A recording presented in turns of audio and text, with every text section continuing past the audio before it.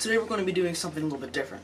We're not going to be doing a build video. We're going to be doing something more like a tech review. Notice Caleb is not here. I'm not at his house right now. I just wanted to get this video up. So, without further ado, let's get right into it. Now, keep in mind, I am not a professional photographer.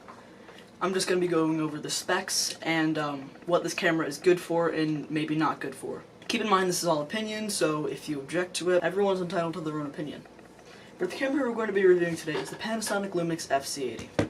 This camera retails in the US for about $400 and is sporting an 18 megapixel sensor.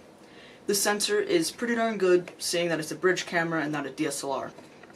Now the difference being, DSLR has interchangeable lenses. That stands for digital single lens reflex. I'll give an entire rundown on that video if I get a DSLR. So, a bridge camera is not a point and shoot. It's not a DSLR either. It's a bridge between the two, like the name would suggest.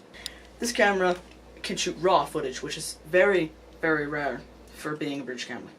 It has manual mode, adjustable shutter speed, and aperture, and exposure, as you would see with normal manual mode.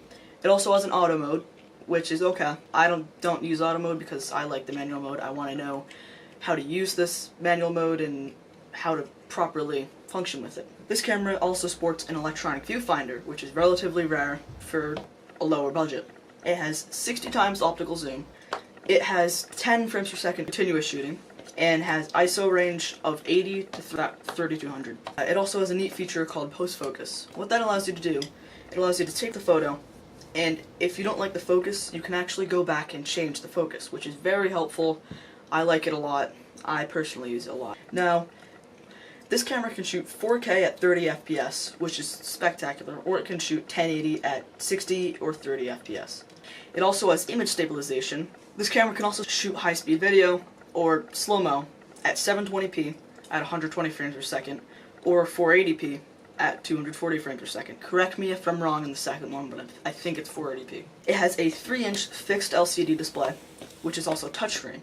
This actually has a built-in time-lapse function as well. This camera also has Wi-Fi capabilities, which means that you can just hook up your phone directly to the camera's Wi-Fi and just download the images directly from your camera onto your phone. Having Wi-Fi also means that you can remotely control your camera from your phone. Another positive thing about this camera is that it has a wide-angle lens, so I don't have to be too far away to be able to get in a good shot. It doesn't have an external microphone.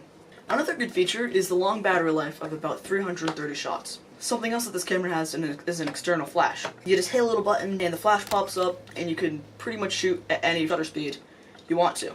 This camera also sports 49 focus points. So overall, this camera is very good for what it is.